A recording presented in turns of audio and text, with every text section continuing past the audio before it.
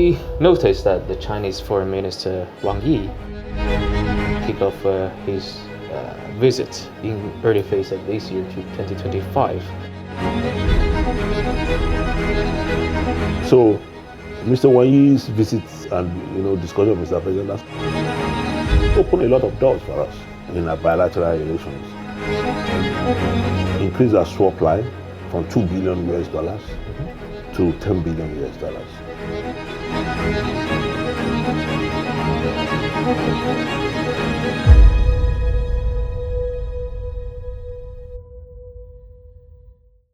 Welcome to China-Africa Dialogue, a platform where we explore the evolving dynamics of cooperation, strategy, and shared future between China and the Africa continent. So today's episode, we turn our focus again to Nigeria, the Africa's largest economy and the key partner in China-Africa relations.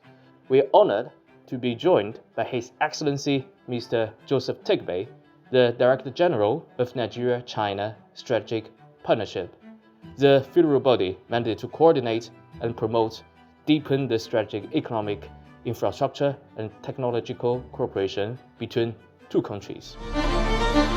So let's welcome Your Excellency Mr. Tegbe. Welcome to China-Africa Dialogue. So it's such a great pleasure to have you with us.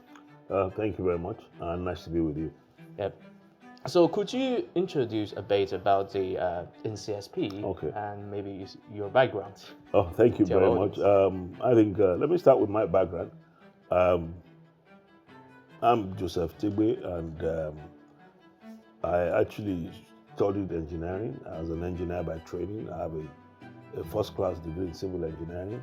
I had a master's degree in structures. Then I became a chartered accountant, became a finance expert. I worked with KPMG, which is Pete Mawick, for 36 years.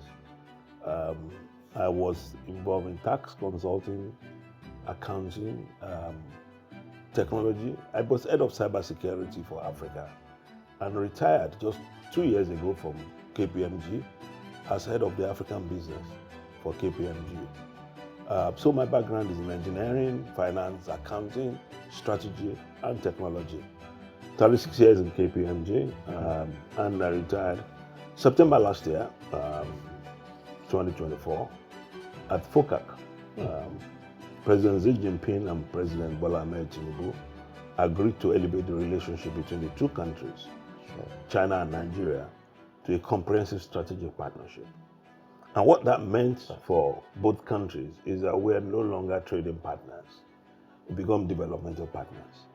There were 10 pillars that were in the agreement. Things like food security, poverty alleviation, digitalization, industrialization. Nigeria and China's trade peaked last year, December 2024. We had a total trade volume of $24 billion. That $24 billion was a bit skewed.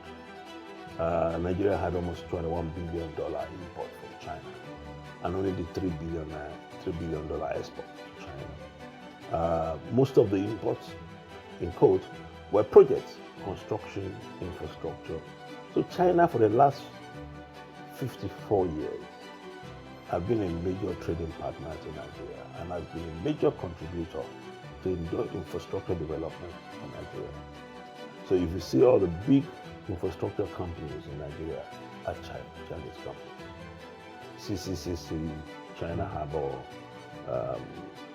CCECC, and a couple of Chinese companies. In telecom sector, we've had Huawei, ZTE, big Chinese companies working around. Now, this comprehensive strategic partnership for us also means that we are encouraging Chinese investment into Nigeria beyond infrastructure. When I talk investment, I'm not talking about loan facilities, I'm not talking about grants, I'm talking about Chinese investing in Nigeria. Local. And we're seeing that growing. So I was appointed September last year to steer the ship of Nigeria and China Strategic Partnership, which is an organization or an agency under the presidency, I report directly to the president of Nigeria. I don't report to another person. And my role is so strategic that we are looking more for long-term returns for both countries and a win-win situation for both China and Nigeria. What are we doing? Belt and Road Initiative, leveraging Belt and Road Initiative to use the external modernization program of China to develop Nigeria, bringing Chinese technology to Nigeria and customizing and tailoring it for our suitability as a country. We focus on 7 sectors: infrastructure, healthcare, education, agriculture, mining and manufacturing. We're also focusing on technology and lastly, power. That's very impressive point, especially those resource and economic endowments in terms of human capital. There's in the structure of the youth, right? They share a large portion of the overall entire population in the country, also the entire Africa. Yeah. You just mentioned like our two presidents met in Beijing and during the FOCA 2024. The bilateral diplomatic relationship has been elevated to a comprehensive strategic partnership. Yeah. And I noticed this. So since China and Nigeria announced its strategic partnership is in 2005. So it's almost like 20 years later. So why do you think is this time, and what's comprehensive? The term comprehensive implies different from your perspective. Now, in the comprehensive strategic partnership, we have 10 pillars. And I'll just pick up 1 or 2 pillars. The first one is food security, okay? And the second one, I will talk about infrastructure. For us, food security resonates with us. China has a population of 1.4 billion. If China can lift bulk of its population out of poverty and can feed 1.4 billion people, why can't we leverage China to feed 300 million people? Okay? On terms of infrastructure, in terms of industrialization, if I tell you one simple statistic, you'll be shocked. Sure. UK, London especially, 30 to 50% of the Uber vehicles used in London today are BYD vehicles. If you come to Nigeria, the most prominent Uber or taxis you see in Nigeria are lag ride. Yeah. Good paradigm in business. So it's a new concept, new paradigm. And the thing about it for the elites is something that we warm up to. What I'm trying to say, in those 2 cities, lag ride in Lagos, BYD in Uber in UK, they're all Chinese piloted. They're all Chinese driven. So what we're trying to do is, in the comprehensive strategic partnership, is work hand in hand with China. Big brother, younger brother, implement that modernization, transform our country, make our country better for our people.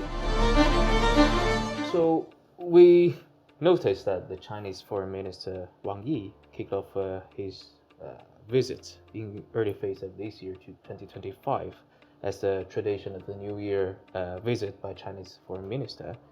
And I think you'll be here, right? So regarding the meetings that you guys engage with, so could you share something about the key areas that you discuss or takeaways for maybe some concrete project that you can take up? Yeah, thank you.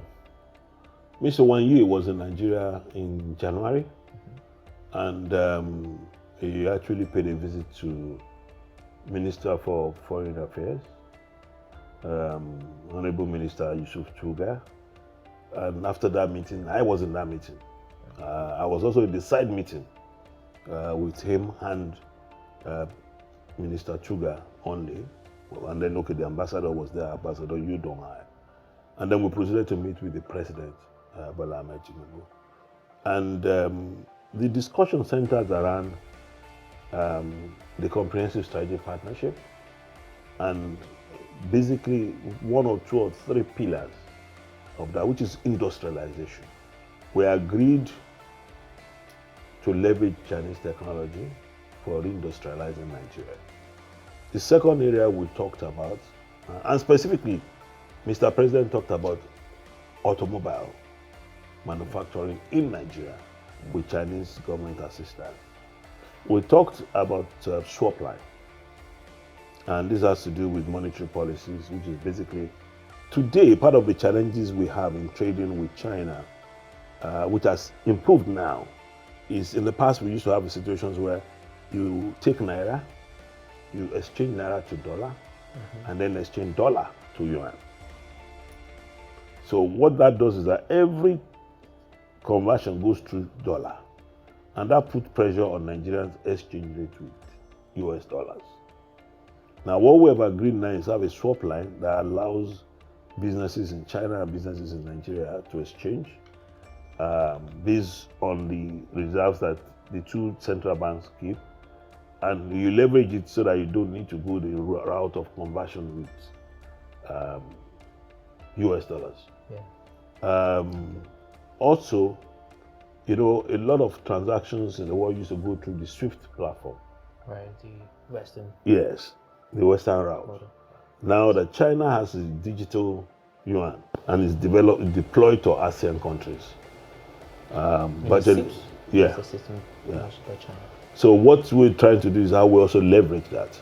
Okay. So one of the things we discussed is how to increase our swap line from $2 billion US to $10 billion US dollars. We also discussed leveraging Chinese technology and infrastructure. And Mr. Wang Yi has been very, very supportive of Nigeria and of Africa. Most of the things we agree at those meetings have been implemented today. I'm in constant touch with the Ministry of Foreign Affairs, especially Director General in the Ministry of Foreign Affairs in China. Somebody I talk to quite often. One other agency that has been very supportive after Mr. Wang Yi's visit was NDRC, National Development and Reform Commission in China. I've met with the vice chairman. I've met with a couple of people. Last week, while I was in Beijing, I met with a couple of senior people out of NDRC. Also, that leverages, you know, give us leverage on relationship with China Exim Bank and also China Development Bank. So, Mr. Wang Yi's visit and discussion with Mr. President has opened a lot of doors for us in our bilateral relations. I noticed that I think when your president, His Excellency Bola Ahmed Tinubu, announced the renewed hope agenda, the key narrative to deliver to the public of Nigeria and also the voice delivered to the rest of the world is Nigeria want to change its conventional economic narrative to get rid of the oil economy. So could you share more on the renewed hope agendas in terms of economic transformation? It's quite significant. The renewed hope agenda is a bedrock of the agenda of President Bola Ahmed Tinubu, GCFR, my president, and it's based on a couple of philosophies and mantra. One of them is infrastructure development. We know without infrastructure development, a country can develop. So one of the things is infrastructure development. The other one is industrialization. Okay? One of the agenda is also food security and also physical security. Number one is for us to say, look, Nigeria is a big country, a diverse country. We need to deploy infrastructure across Nigeria. We have a massive plan. We have started Lagos Calabar. That's over 800 kilometers road. Either way is about 5 lanes either way, with rail in between, with the corridors, economic corridors being developed along the road. We have Sokoto Badagry, and then at the Badagry end, Sokoto and VI are going to be connected for the first time in Africa by underwater tunnel, 2.5 kilometers length tunnel under the water. It's going to be the first in Africa. This has been awarded. They've finished the design. They're about to start, the construction. Lagos Calabar has gotten to the first 200 kilometers. With the Chinese Companies Corporation, we're deploying rail, Eastern Line and Western Line. Western Line, Lagos up to Abuja, okay, going to Kano. And then Eastern Line from Port Harcourt, connecting at Abuja and going to Maiduguri. These are things called, cutting across the country. And it's similar to what you see in China. We're going to toll some of those roads so that there will be sustainability of the infrastructure. The second point of agenda of the New Hope is industrialization. Industrialization is not about importation. You understand? It's about horse manufacturing and doing it in Nigeria, which is why we're focusing on steel development. We want to revive Ajaokuta. We're building new steel plants. We are leveraging Chinese technology to build automobile industrial park, which you are aware of. We want to build an automobile industrial park where we're going to be able to do CKDs and ultimately manufacture vehicles. So that's industrialization.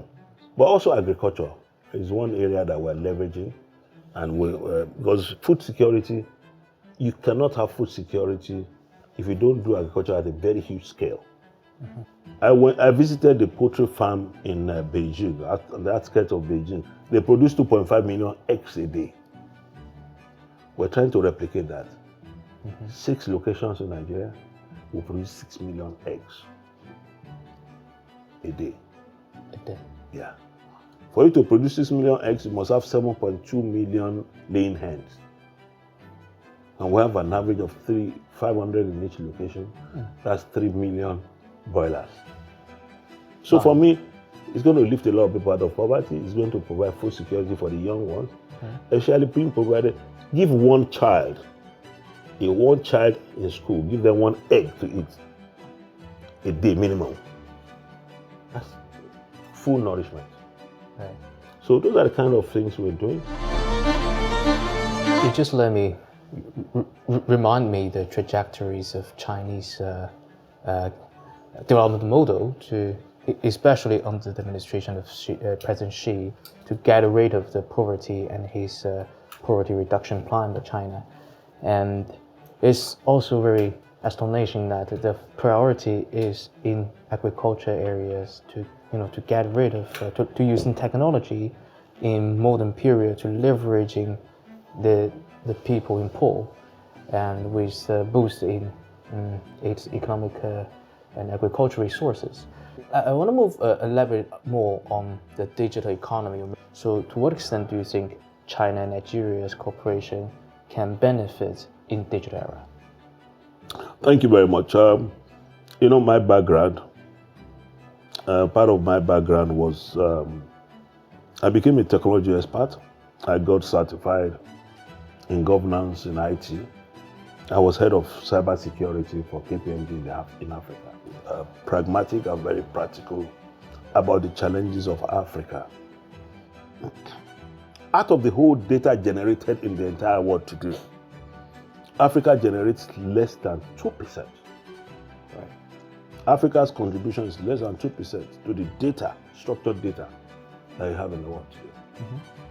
Mm-hmm. The rest are generated mostly from Asia, America, and Europe.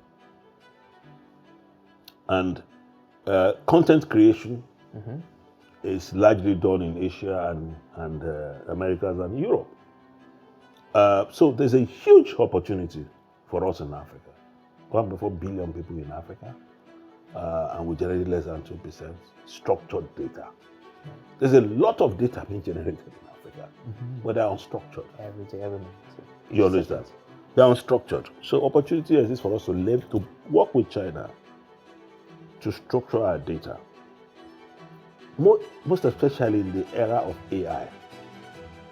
AI is all about structured data, about using the data to, It's already artificial data. You mean the raw data? The artificial, you use the raw data and structure it in a manner that you can then use it to create an artificial intelligence where it becomes predictive. I can predict your pattern. I can predict what you're going to do in the next 5-10 years, based on the pattern of how I see you evolve. And I see people in your, area also evolve. That's what it is all about. But when you don't structure your data, how can you do predictive analysis? The challenge with structured data, the challenge with predictive analysis is sovereign control. China will not want its data in the hands of America. America will not want its data in the hands of Russia.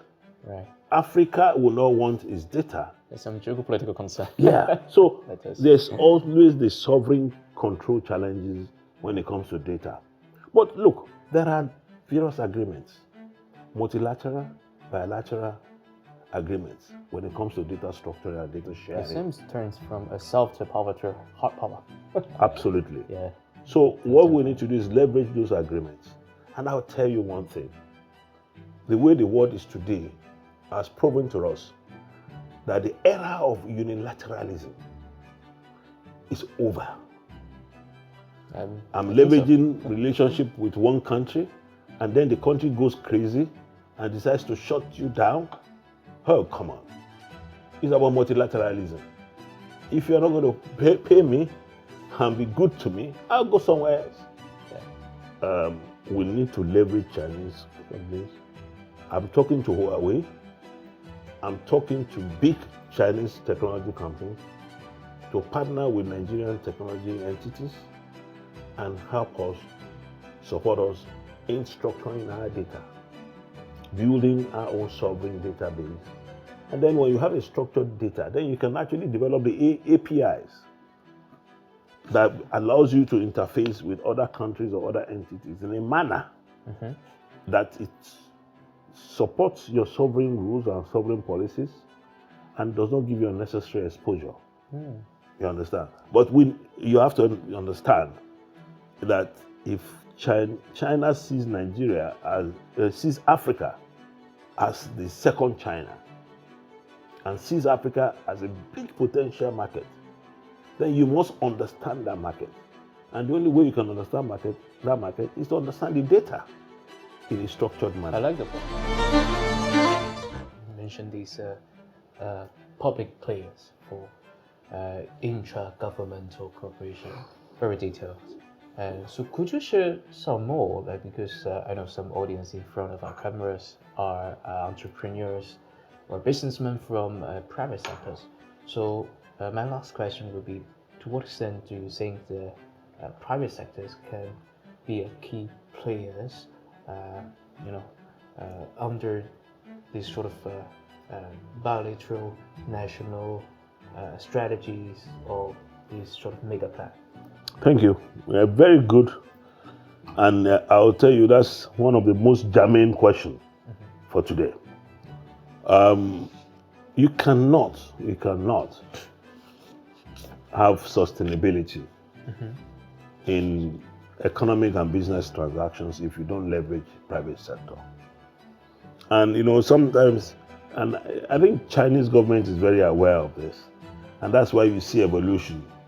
SOEs, some of the SOEs are empowering private sector. It was until I got close to the Chinese economy that I realized the companies like Huawei are not even state-owned. They are privately owned companies. And for everything we're doing in Nigeria today, we are touching private sector players. Even when we sign an agreement to build a rail line, we get Chinese company, either it's SOE or private sector, to maintain it, manage and maintain it, operations and maintenance. But as we're doing that, we're getting private sector company in Nigeria to understudy the Chinese company for sustainability. I'll give you two major projects that we're working on. We're developing 50,000 hectares of cassava plantation in Nigeria, extremely high yield per acreage, highly mechanized, supported by Hunan province and some research institutions in China. But those 4 pilot sites are private owned in Nigeria. one in Kebbi, one in Niger, one in Ekiti, and one in Edo. They're all private sector. So for sustainability, we're trying to get more private sector players into high-scale businesses. The same thing with the automobile industrial park. We are working not with a state-owned enterprise in China. We are working with a private sector company called CIG that owns the franchise for GAC, GMC, Ion in Nigeria. And then the same park is to house Nigerian entrepreneurs who are involved in the value chain. So, to you to put to manufacture, yes, correct. So when you look at the supply chain for automobile manufacturing, some people produce tires, some will produce, special steel like bolts and nuts, some will produce upholstery, all sorts of things. So get private sector players in Nigeria to master the Chinese technology, using the Chinese, machineries to do high quality materials that fits into that supply chain. So we're leveraging, yes, government to government relations, but supported by business to business for sustainability. Well, it sounds like it's, for private sectors, it's no longer just a bystander, waiting for the coming of government projects. The other thing we do, and we're pushing very hard, is the private sector in Nigeria and in China that are involved in these transactions must have equity stake. Equity stake means shareholding. You need to put your skin in the game. I'm so appreciated to hear about this supportive agenda. Yes, because if you don't put equity, if you don't have equity, you will not, appreciate the level of risk and the reward that is involved in any of these transactions. Thank you very much today.